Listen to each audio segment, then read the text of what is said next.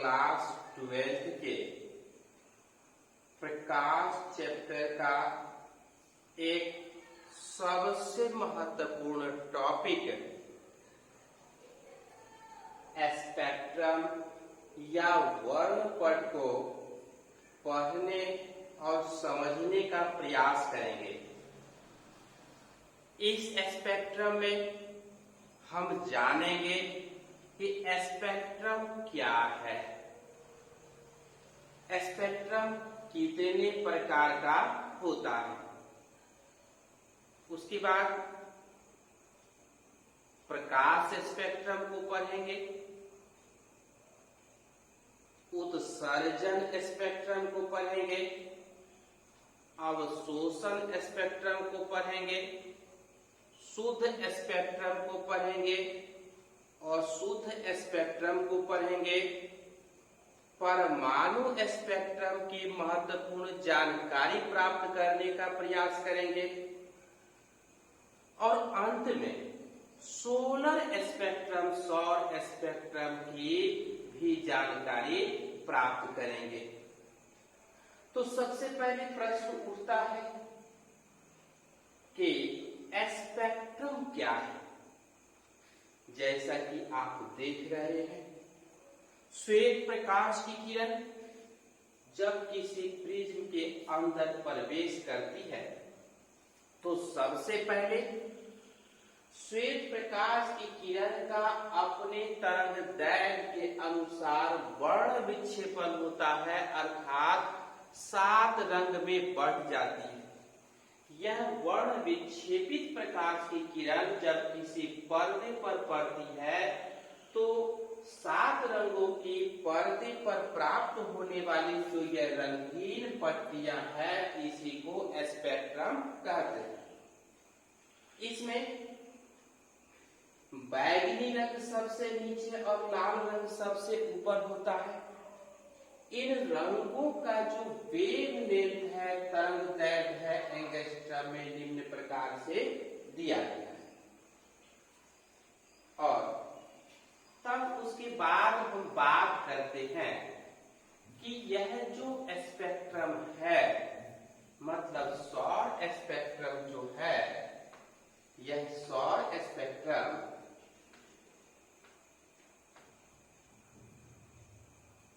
या स्पेक्ट्रम कितने प्रकार का है। तो हम सभी स्पेक्ट्रम को 12th के सिलेबस के अनुसार 3 भाग में बांट सकते हैं। एक को हम लोग प्रकाश स्पेक्ट्रम कहते हैं, अर्थात साधारण प्रकाश से इस स्पेक्ट्रम का निर्माण होता है।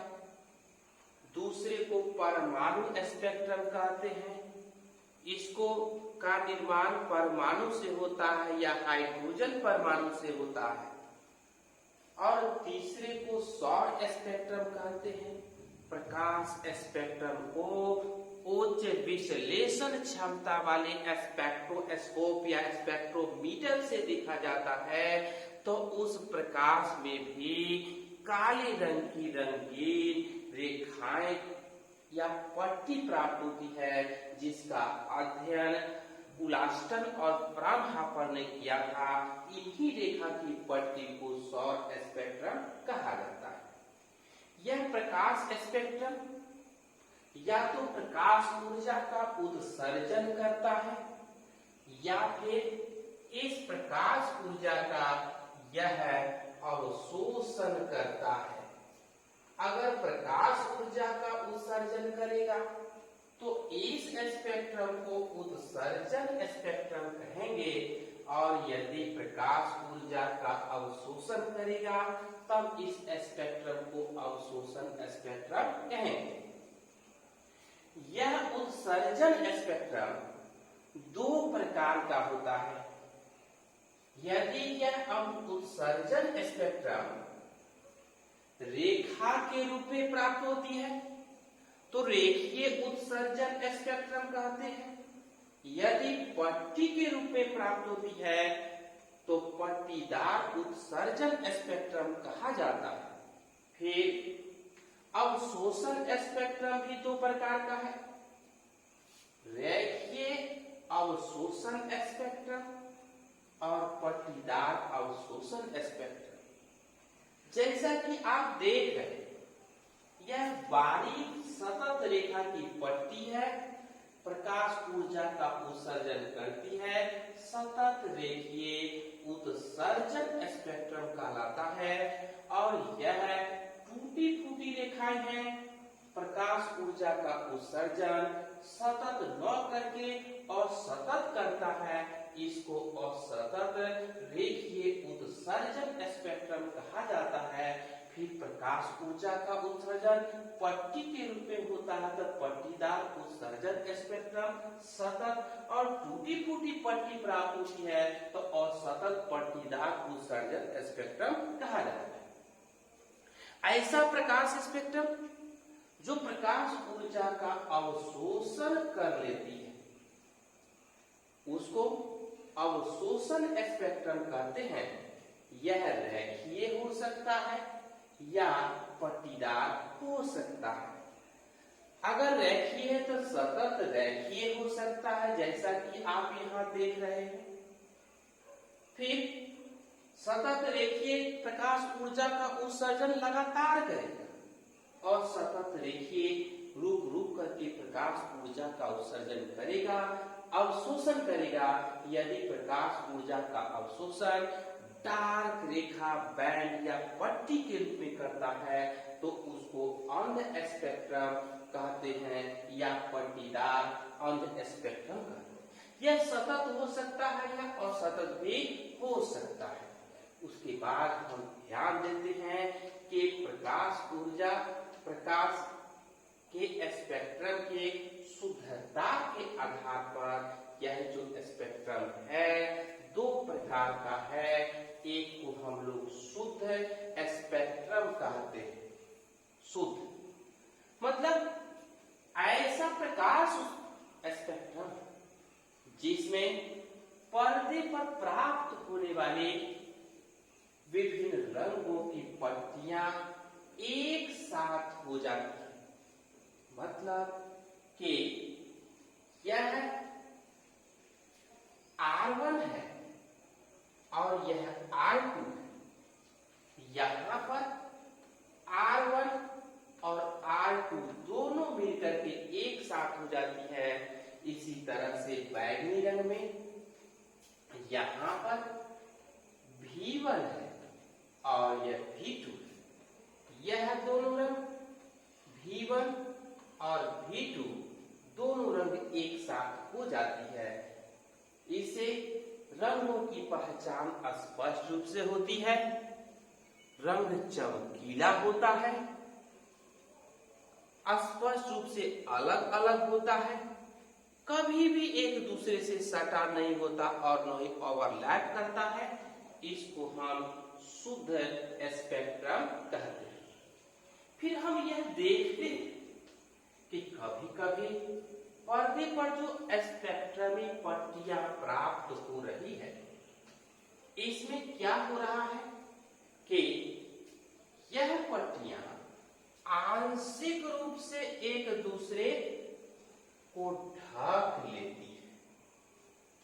अर्थात यहां पर यह दोनों रंग एक दूसरे को ओवरलैप करती है, आंशिक रूप से ढक लेती है, एक दूसरे पर चढ़ जाती है, जिससे उसकी पहचान करना कठिन हो जाता है।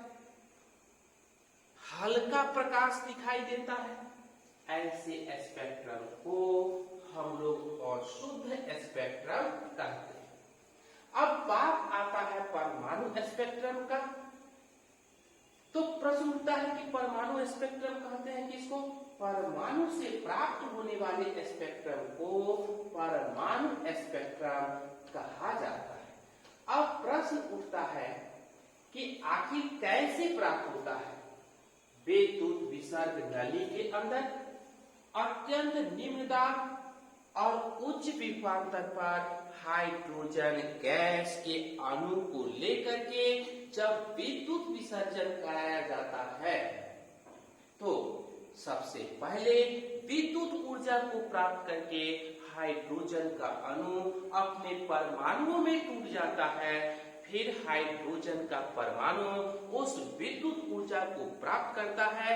हाइड्रोजन का इलेक्ट्रॉन लोअर एनर्जी लेवल से जंप करके हायर एनर्जी लेवल में जाता है और वहां से ऊर्जा को त्यागते हुए जब अपनी मूल कक्षा अर्थात लोअर एनर्जी लेवल की कक्षा में आता है तो हल्के नीले रंग के प्रकाश में काली रेखाओं की रंगीन पट्टी प्राप्त होती है। इसी पट्टी को परमाणु स्पेक्ट्रम कहा जाता है, क्योंकि यह परमाणु से प्राप्त हुई थी।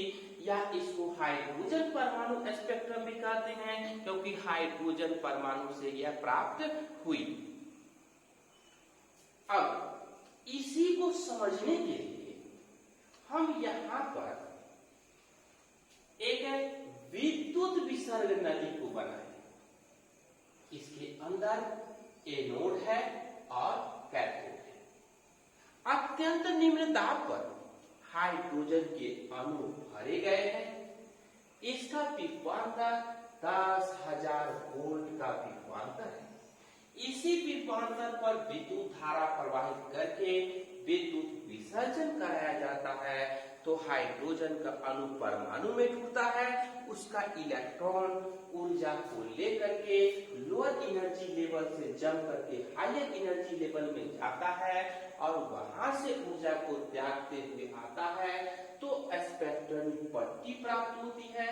इसी स्पेक्ट्रम को हाइड्रोजन परमाणु स्पेक्ट्रम कहते हैं। इन रेखाओं की पट्टी की विशेष श्रेणी होती है जिसका अध्ययन लाइमन, बामर, पास्चर, ब्रैकेट, फेटी जैसे महान वैज्ञानिकों ने किया था। अर्थात इस श्रेणी की रेखाओं का नाम उन्हीं वैज्ञानिकों के सम्मान में रखा गया है, जिसकी कुछ महत्वपूर्ण जानकारी यहाँ पर दी गई है, उपलब्ध कराई गई है। आप देख सकते हैं कि यह हाइड्रोजन परमाणु की कक्षा है। पहले, दूसरे, तीसरे, चौथे, पांचवें, छठे, सातवें, आठवें, नवें, 10वें या अनंत कक्षाएं हो सकती है। इन कक्षा की ऊर्जा है पहली कक्षा की ऊर्जा, दूसरी की, तीसरे की, चौथे की, पांचवें की, छठवीं की ऊर्जा है।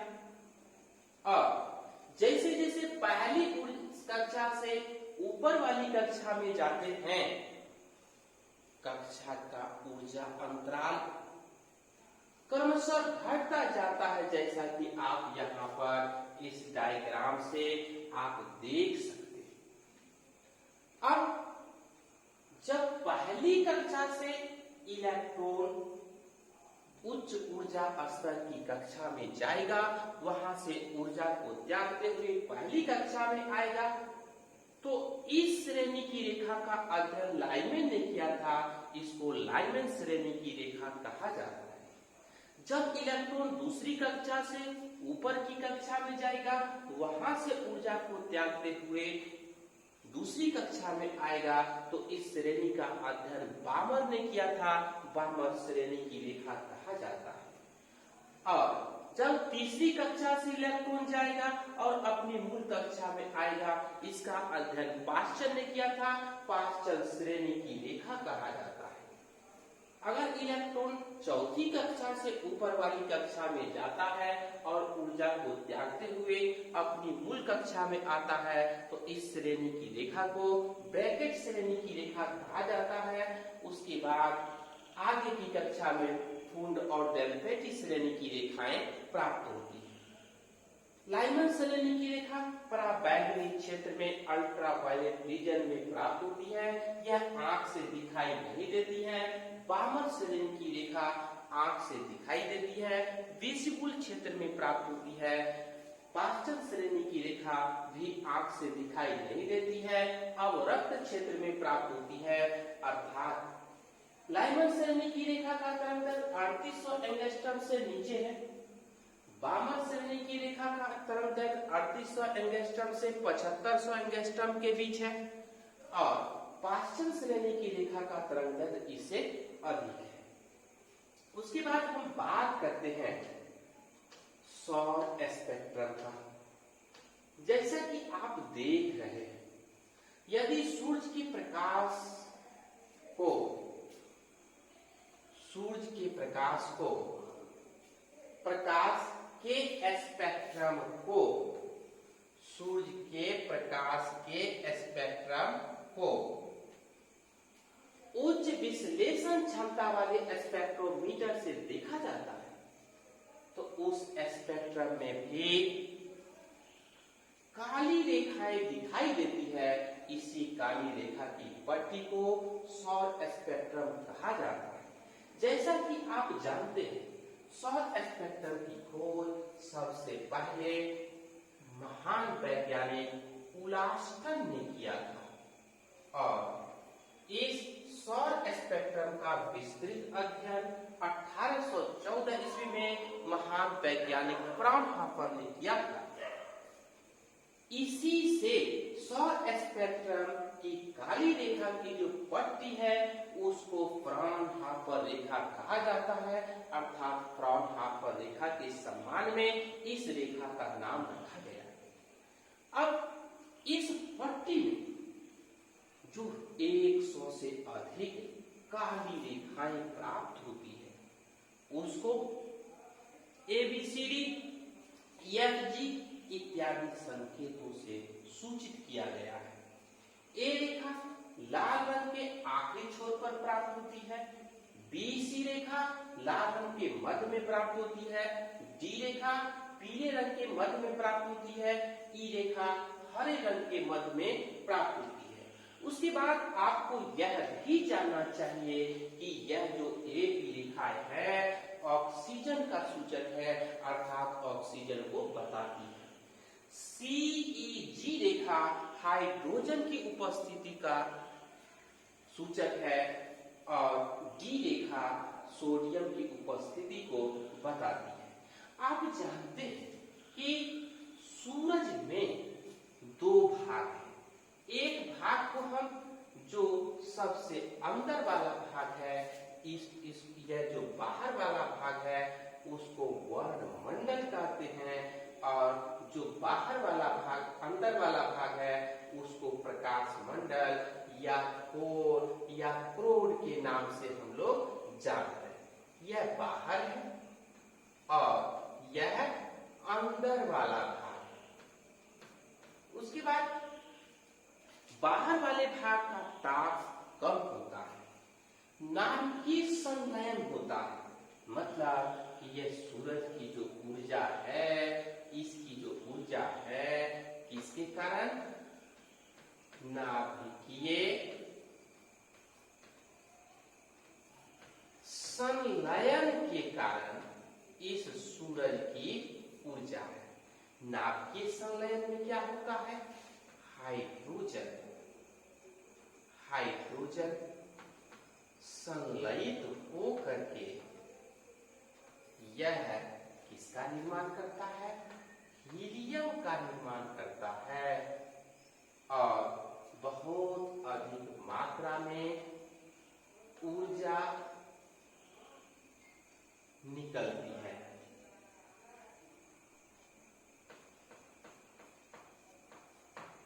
ये ऊर्जा निकलती है और यही ऊर्जा जो निकल रही है यह सूरज के बाहर, और यही ऊर्जा इस सूरज के ऊष्मा और प्रकाश का स्रोत है। इसी ऊर्जा के कारण, यही ऊर्जा के कारण सूरज प्रकाशमान है। इस धरती सहित अन्य ग्रह उपग्रह को प्रकाश और ऊष्मा प्रदान करती है। बाहर की सतह का ताप लगभग 6000 डिग्री सेंटीग्रेड होता है और अंदर के क्रोड का ताप 15 मिलियन डिग्री सेल्सियस होता है या 27 मिलियन फ़ारेनहाइट होता है। उसके बाद आप इसको संक्षेप में भी जान सकते हैं, पहचान सकते हैं रिपीट करके। जैसा कि यहाँ पर प्रदर्शित हो रहा है कि वर्णपट या स्पेक्ट्रम जब प्रकाश की किरण किसी प्रिज्म से होकर गुजरती है तो वर्ण विक्षेपण के बाद जो पर्दे पर 7 रंग की रंगीन पट्टी प्राप्त होती है, उसी रंगीन पट्टी को हम लोग स्पेक्ट्रम या वर्णपट कहते हैं।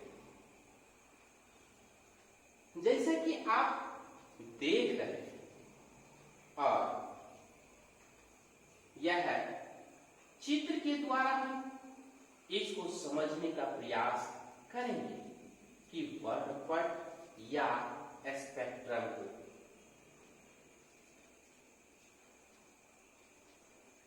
जैसा कि आप देख रहे हैं कि यह जो 7 रंग की पट्टी है, यह जो पट्टी है 7 रंग का, यही स्पेक्ट्रम या वर्णपट है। सबसे नीचे वायलेट है, बैंगनी है, सबसे ऊपर लाल है। तरंग दैर्घ्य के अनुसार यह व्यवस्थित है, इसकी व्यवस्था हुई है। इसका तरंग दैर्घ्य भी एंगस्ट्रम में बताया गया है कि सबसे कम तरंग दैर्घ्य बैंगनी रंग का है 3800 से 4300 एंगस्ट्रम। उसके बाद जामुनी का 4300 से 4600, नीला का 4600 से 5000, हरा का 5000 से 5700, पीला का 5700 से 6000, नारंगी का 6000 से 6400, लाल का 6400 से 7500। और आप इस वर्णपट या स्पेक्ट्रम को आप देख और समझ रहे हैं। उसके बाद हम लोग इस स्पेक्ट्रम के बाद हम लोग इस स्पेक्ट्रम के प्रकार को संक्षेप में देखते हैं। जब प्रकाश से स्पेक्ट्रम बनता है तो उसको प्रकाश स्पेक्ट्रम कहते हैं। जब स्पेक्ट्रम का निर्माण हाइड्रोजन परमाणु से होता है तो उसको परमाणु स्पेक्ट्रम कहते हैं। जब सूरज से स्पेक्ट्रम का निर्माण होता है तो उसको सौर स्पेक्ट्रम कहा जाता है। प्रकाश स्पेक्ट्रम यदि प्रकाश ऊर्जा का उत्सर्जन करती है तो उसको उत्सर्जन स्पेक्ट्रम कहते हैं। यदि प्रकाश ऊर्जा का अवशोषण करती है तो अवशोषण स्पेक्ट्रम कहा जाता है। अब उत्सर्जन स्पेक्ट्रम 2 प्रकार का होता है, या तो रेखीय है या फिर पट्टीदार है। जैसा कि आप देख रहे हैं उत्सर्जन स्पेक्ट्रम, अवशोषण स्पेक्ट्रम। और यह जो स्पेक्ट्रम है रेखीय है या पट्टीदार है। अवशोषण स्पेक्ट्रम भी रेखीय या पट्टीदार है। स्पेक्ट्रम की शुद्धता के आधार पर 2 प्रकार का है, शुद्ध स्पेक्ट्रम और अशुद्ध स्पेक्ट्रम। शुद्ध स्पेक्ट्रम में समान रंग की रंगीन पट्टी एक साथ हो जाती है और शुद्ध स्पेक्ट्रम में ये रंगीन पट्टी, विभिन्न रंगों की रंगीन पट्टी एक दूसरे को ओवरलैप करती है, क्रॉस करती है, जिससे समझना, जानना, पहचानना थोड़ा सा कठिन हो जाता है। जैसा कि आप देख रहे हैं यह अवशोषण स्पेक्ट्रम भी 2 प्रकार और 2 प्रकार 4 प्रकार का है, सतत रेखीय और सतत रेखीय। उसके बाद सतत पट्टीदार और सतत पट्टीदार। अवशोषण स्पेक्ट्रम को अंध स्पेक्ट्रम भी कहा जाता है। और इस सभी स्पेक्ट्रम की रेखा को संक्षेप में जानने, पहचानने और समझाने का प्रयास किया गया है। जैसा कि आप देख रहे हैं इस पट्टी से हम स्पेक्ट्रम के कुछ गुणों की जानकारी हम प्राप्त कर सकते हैं। जैसा कि सभी के नीचे यह पट्टी या रेखा सतत या असतत, उत्सर्जन या अवशोषण को बता दिया गया है। अब हम बात करते हैं इसके शुद्ध स्पेक्ट्रम की बात करते हैं। शुद्ध मतलब जब पर्दे पर प्राप्त होने वाली विभिन्न रंगों की स्पेक्ट्रम की पट्टियां एक साथ हो जाती है तो उस स्पेक्ट्रम को शुद्ध स्पेक्ट्रम कहते हैं। एक दूसरे से अलग थलग होती है, चमकीली रेखा वाली होती है, कभी भी क्रॉस नहीं करती है, इसकी पहचान अच्छी तरह से कर सकते हैं और ऐसे स्पेक्ट्रम को शुद्ध स्पेक्ट्रम कहा जाता है। आप जानते हैं कि शुद्ध स्पेक्ट्रम जो है उसकी शुद्धता का सूचक है, शुद्धता का सूचक है। जैसा कि यहाँ पर चित्र के द्वारा बनाया गया, यह श्वेत रंग की प्रकाश की दो किरणें एक साथ चलती है। यह प्रिज्म है, लेंस उत्तल लेंस है, यह प्रकाश की किरण को पर्दे पर जमा कर देती है और इसके बाद हम देखते हैं कि लाल रंग का प्रकाश एक जगह जमा हो गया, बैगनी रंग का प्रकाश एक जगह जमा हो गया, तो इस स्पेक्ट्रम को हम शुद्ध स्पेक्ट्रम कहते हैं। अब बात करते हैं अशुद्ध स्पेक्ट्रम का।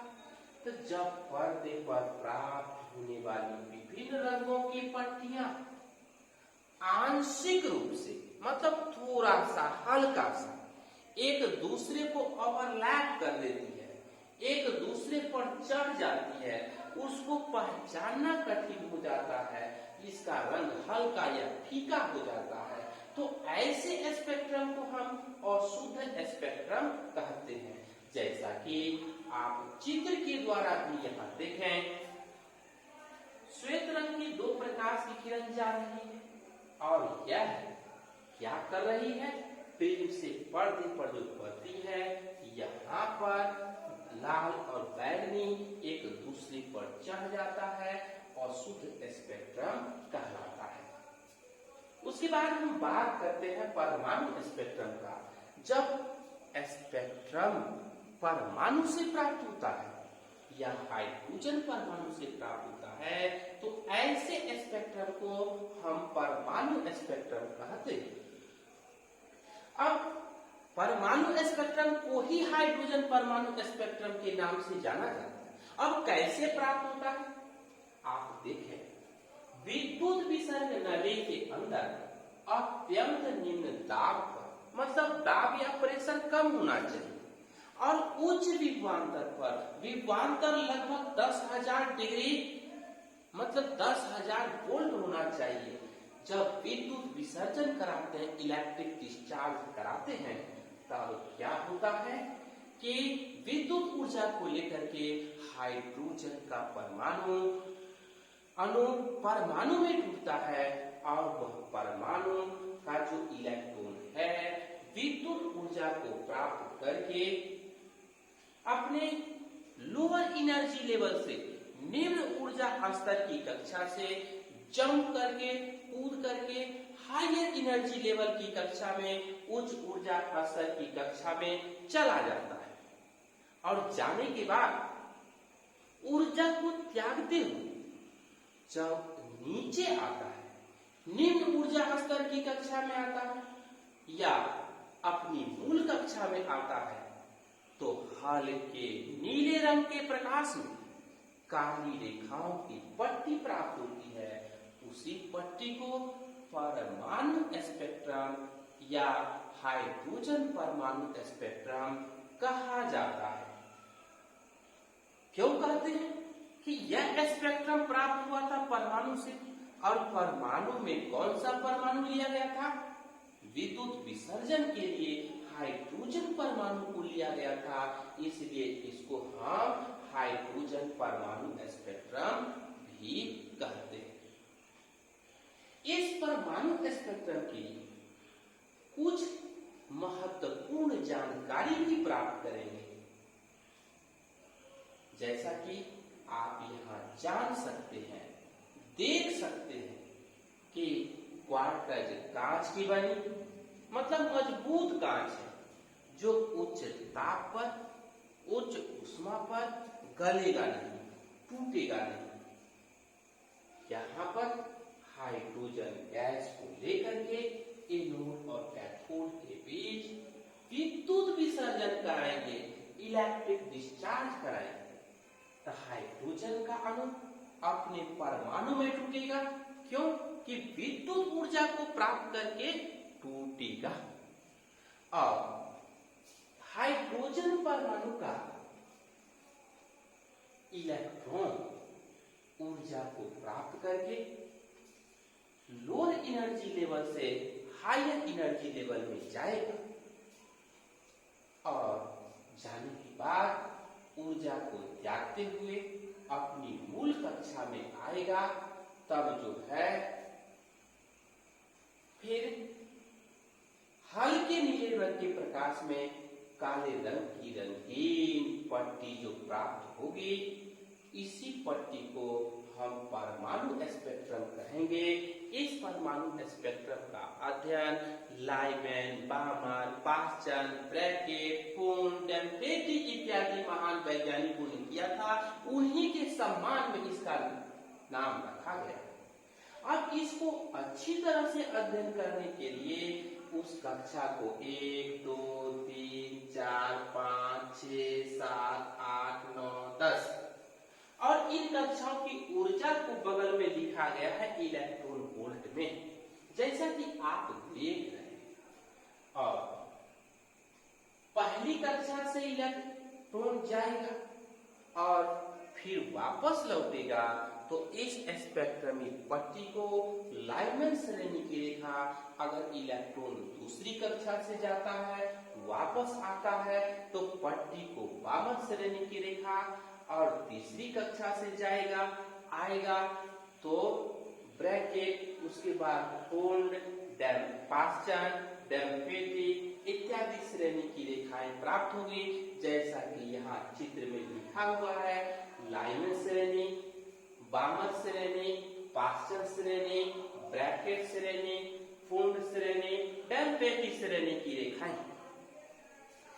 ये रेखाएं लाइमैन श्रेणी की रेखा अवरक्त क्षेत्र में प्राप्त होती है, बामर श्रेणी की रेखा दृश्य क्षेत्र में प्राप्त होती है, पाश्चर श्रेणी की रेखा अवरक्त क्षेत्र में या पराबैंगनी क्षेत्र में प्राप्त होती है, या दूर अवरक्त क्षेत्र में या बहुत दूर अवरक्त क्षेत्र में प्राप्त होती है। इसका तरंग दैर्घ्य 3800 एंगस्ट्रम से कम होता है। बामर का तरंग दैर्घ्य 3800 से 7500 एंगस्ट्रम के बीच होता है। इसका तरंग दैर्घ्य 7500 से अधिक होता है। तो इस तरह से हाइड्रोजन परमाणु स्पेक्ट्रम या परमाणु स्पेक्ट्रम की उस जानकारी को हम लोगों ने प्राप्त किया और जानने का प्रयास किया। अब इसके बाद अंतिम स्पेक्ट्रम है सौर स्पेक्ट्रम। जैसा कि आप जानते हैं, यदि सूर्य के प्रकाश के स्पेक्ट्रम को उच्च विश्लेषण क्षमता वाले स्पेक्ट्रोमीटर से क्या किया जाता है, देखा जाता है, तो उस स्पेक्ट्रम में भी अनेक बारीक रेखाएं, काली रेखाएं दिखाई देती है। इसी को सौर स्पेक्ट्रम कहा जाता है। और जैसा कि आप जानते हैं, सौर स्पेक्ट्रम की खोज सबसे पहले 1802 ईस्वी में महान वैज्ञानिक उलास्टन ने किया था। आगे चल करके 1814 ईस्वी में इसका विस्तृत अध्ययन फ्राउनहोफर ने किया था। इसी प्रयास के कारण, फ्राउनहोफर के मेहनत के कारण सौर स्पेक्ट्रम के काली रेखाओं की पट्टी को उनके सम्मान में फ्राउनहोफर रेखा कहा जाता है। अब इस पट्टी के अंदर जो रेखाएं प्राप्त होती है, 100 से अधिक रेखाएं प्राप्त होती है, उसको A, B, C, D, E, F, G इत्यादि के द्वारा सूचित किया जाता है। A लाल रंग के आखिरी छोर पर प्राप्त होती है, B, C लाल रंग के मध्य में प्राप्त होती है, D पीले रंग के मध्य में प्राप्त होती है, ई हरे रंग में प्राप्त होती है, एफ बैंगनी रंग में प्राप्त होती है, जैसा कि यहाँ लिखा गया। इतनी ही रेखा ही नहीं, इसमें 100 से अधिक काली रेखाएं प्राप्त होती है। इसका और आगे अध्ययन किया जाना है। अब ये संक्षेप में सूरज को बनाया गया है। अंदर वाला भाग क्रोड कहलाता है और बाहर वाला भाग वर्णमंडल कहलाता है। क्रोड को प्रकाश मंडल के नाम से जानते हैं। बाहर वाले भाग का ताप कम होता है, लगभग 6000 डिग्री सेंटीग्रेड होता है। अंदर वाले भाग का ताप 15 मिलियन सेंटीग्रेड होता है या 27 मिलियन फ़ारेनहाइट होता है, जैसा कि आप देख रहे हैं। और इस सूरज में हमेशा नाभिकीय संलयन होता है। हाइड्रोजन परमाणु का संलयन हीलियम के नाभिक के रूप में होता है और उसी से संलयन से सूरज की प्रकाश और ऊष्मा मिलती है। तो इस तरह से हम लोग यह जानते हैं, पहचानते हैं कि स्पेक्ट्रम की मुख्य चीजें और इसकी जानकारी को भी हम